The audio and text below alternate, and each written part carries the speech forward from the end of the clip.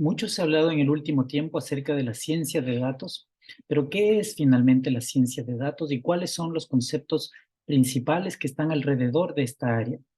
Para entender eso, en este video conversaremos respecto de algunos ejemplos y de las principales componentes teóricas de la ciencia de datos.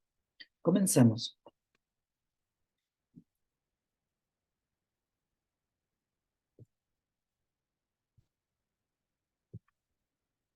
Si uno revisa, por ejemplo, cómo se ha tratado de caracterizar o de ordenar el concepto de ciencia de datos, podemos encontrar diferentes aproximaciones y la mayoría de ellas tienen que ver con componentes principales como son las matemáticas y la estadística, por ejemplo, por un lado, como tienen que ver también las habilidades para codificar o para programar y el conocimiento experto.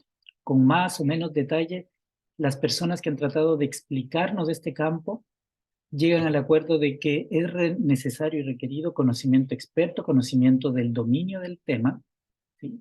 También conocimiento respecto de estadística, de computación, pero también habilidades comunicativas. Entonces parece haber un consenso respecto de que la ciencia de datos es un área que abarca diferentes áreas o disciplinas. Una definición en particular que viene del libro Ciencia de Datos de John Keller y Brendan Tierner indica que la ciencia de datos abarca un conjunto de principios, definiciones de problemas, algoritmos y procesos para extraer patrones no obvios y útiles de grandes conjuntos de datos. Le podríamos agregar con la finalidad de tomar decisiones oportunas y relevantes para una organización o para un país. El libro en el que basaremos los contenidos de estos videos es el que presentamos ahí y básicamente lo que propone es estructurar todas estas áreas o componentes que trabajan el tema de ciencia de datos en diferentes temas. Por ejemplo, comunicación, experiencia de dominio, ética y regulación de datos, tratamiento de datos y bases de datos, computación e informática o computación de alto rendimiento también, visualización de datos, estadística y probabilidad, aprendizaje automático y, como decíamos al inicio, comunicación. Finalmente, no se trata de una única competencia que adquirir, sino de varias competencias y que una persona difícilmente puede alcanzar a profundizar en cada una de ellas, por lo que normalmente cuando trabajamos en proyectos de ciencias de datos, trabajamos en equipos multidisciplinarios. Hay quien aporta el conocimiento experto, hay quien aporta la programación, la informática, hay quien aporta la regulación, la ética, hay quien nos aporta desde su mirada la estadística, la matemática o los algoritmos de aprendizaje automático. ¿Dónde se utiliza? Aquí mencionamos tres áreas en particular, por ejemplo, en el retail, en ventas, los datos que tienen las empresas de retail son muy útiles para analizarlos. Antiguamente se decía minar estos datos, hacer minería de datos para encontrar asociaciones y si se complementa con datos provenientes de redes sociales, se pueden proponer, por ejemplo, optimizaciones de niveles de stock o, por ejemplo, personalización de algunos productos. Y esto, en el caso que mencionamos, produjo un incremento en las ventas, por ejemplo.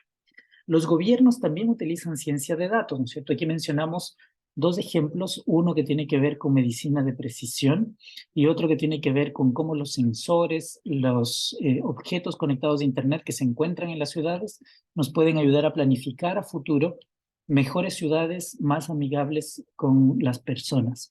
También en los deportes hay un ejemplo real, pero que se retrató en la película Moneyball, que lo que hace es analizar los datos de estadísticas de bateadores para elegir mejores bateadores en el béisbol y finalmente se obtienen mejores resultados que equipos más grandes. Entonces, haciendo un buen análisis de datos, se consigue determinar que ciertas variables no tradicionales son las que pronostican mejor a futuro el rendimiento de ciertos bateadores. Esta película es muy interesante y está basada en el libro de Lewis del año 2004. Pero en temas más actuales, por ejemplo, en este mismo año, se están incorporando nuevas mediciones y nuevos análisis, nueva captura de datos y nuevos análisis al Mundial de Qatar. Y se ha propuesto un conjunto de indicadores que permitan entender mejor o analizar mejor este deporte, que por lo demás es un deporte que no había, como otros deportes como el básquetbol, el béisbol, que no incluía una gran cantidad de estadísticas o estadísticas un poco más avanzadas.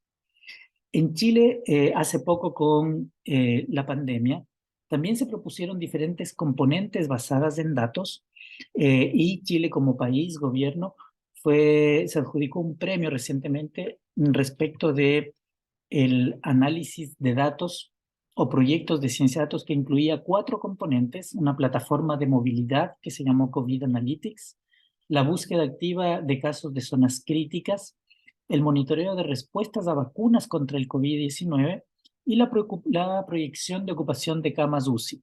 Con esas 4 componentes, en este video se muestra la presentación que hizo Chile para adjudicarse el premio Franz Edelman, que es uno de los principales premios en análisis de datos e investigación de operaciones.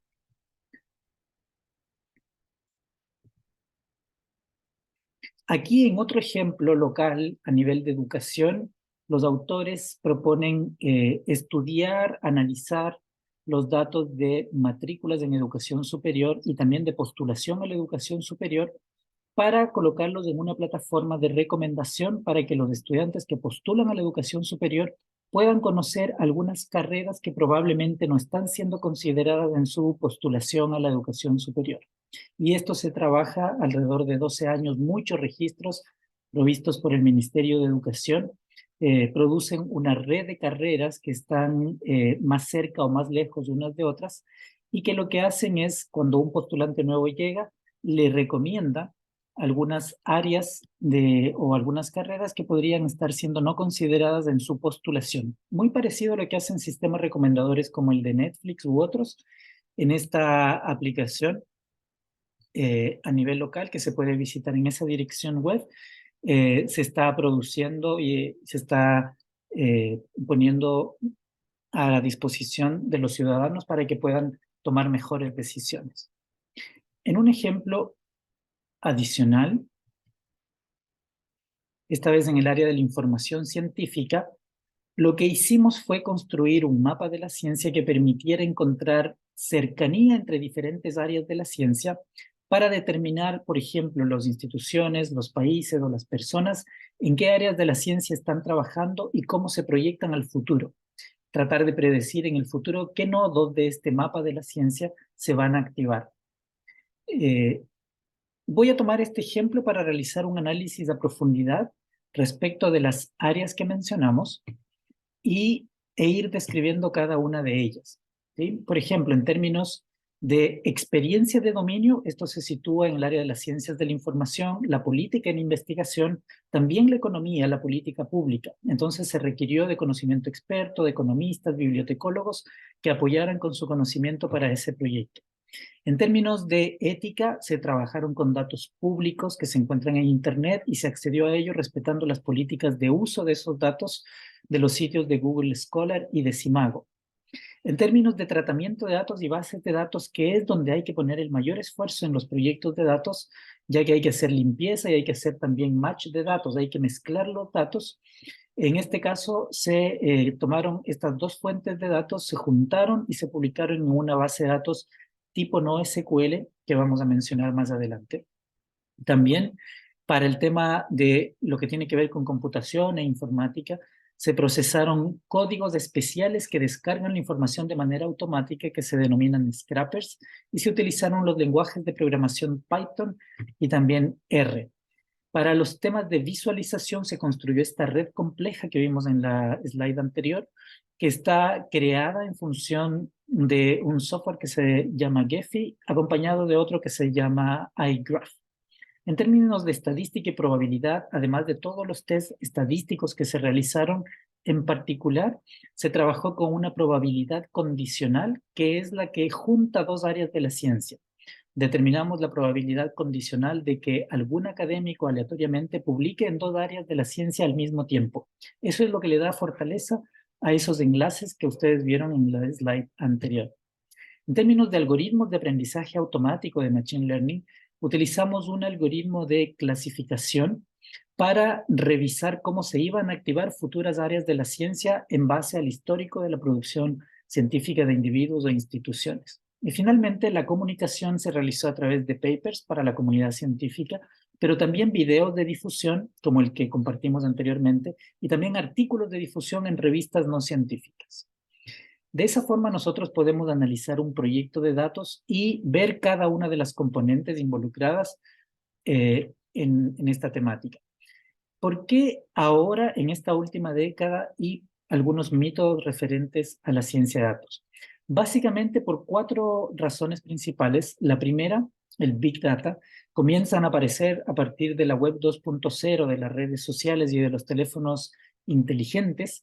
Comienza a aparecer una cantidad de datos que es posible analizar, pero que no era posible almacenar.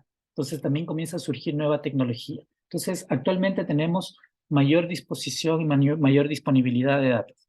Después, el almacenamiento cada vez se vuelve más barato, principalmente en la nube. Entonces, ya no compramos a costos excesivos, por ejemplo, pendrives o discos duros, sino que tenemos acceso a un buen precio en costo-beneficio a almacenamiento, por ejemplo, en la nube. Entonces, cada vez más barato el almacenamiento. También el poder de cómputo. El Graphic Process Unit, que son las tarjetas de video que se compran, por ejemplo, para juegos de video, para que funcionen de mejor manera, también se utilizan para algoritmos de inteligencia artificial. Básicamente porque estos algoritmos trabajan sobre matrices y hacen operaciones con matrices numéricas, y los videojuegos trabajan mucho con gráfica, y esa gráfica en última instancia son representaciones matriciales. Así que los GPU, las tarjetas de video, se utilizan tanto para videojuegos como para correr algoritmos de aprendizaje automático. Y ese poder de cómputo, esa potencia de cómputo, cada vez es más barato. También encontramos algunas herramientas que son muy fáciles de utilizar. Entonces ahora, sin ser grandes expertos, sin haber estudiado a profundidad los algoritmos matemáticos y la estadística que está detrás, de todas maneras podemos utilizar herramientas que nos permitan analizar esos datos. Y finalmente, los avances en aprendizaje automático en los últimos años han conseguido mejores resultados que antiguamente. Entonces, cada vez tenemos mejores algoritmos de aprendizaje automático que nos permiten predecir o clasificar a futuro algún conjunto de datos. Finalmente, revisemos algunos de los mitos que circundan o que están asociados a la ciencia de datos. El primero es que es un proceso autónomo. Y básicamente no se trata de algoritmos que van a funcionar de manera autónoma, sino que se trata de, además de algoritmos, además de todo lo que vimos antes, contar siempre con la presencia de personas que son las que deben supervisar estos algoritmos y procedimientos que se van a implementar. El segundo mito es que no siempre necesitamos datos grandes o necesitamos los algoritmos de aprendizaje automático que están de moda, que son los del aprendizaje profundo, que se llama, o el deep learning. No siempre es necesario resolver todos los problemas de datos con Big Data y con Deep Learning. Esto es algo muy importante porque si bien son las tecnologías más utilizadas, no todos los problemas o proyectos de datos se van a utilizar con esas dos componentes. Después, el software, ciertamente que se puede conseguir software para procesar datos fácil de utilizar, pero eso no significa que el proceso sea fácil también. ¿Sí? Además de datos no necesariamente grandes, pero correctos, que mencionamos en el mito 2, también es necesario saber utilizar ese software y saber qué es lo que estamos haciendo en ese software, tener algunos conocimientos básicos de cómo funcionan estos algoritmos. Y finalmente, cuarto, no necesariamente la inversión que se haga se va a amortizar rápidamente. Ya vimos que hay al menos 8 áreas involucradas, y si son diferentes profesionales, son 8 personas que debiesen estar participando de estos equipos de proyectos de ciencias de datos. Entonces, no son proyectos, si se quieren hacer bien, necesariamente baratos, y tampoco se van a amortizar rápidamente, pero en el largo plazo se va a encontrar un beneficio necesariamente si se trabaja con ciencia de datos. Muchas gracias.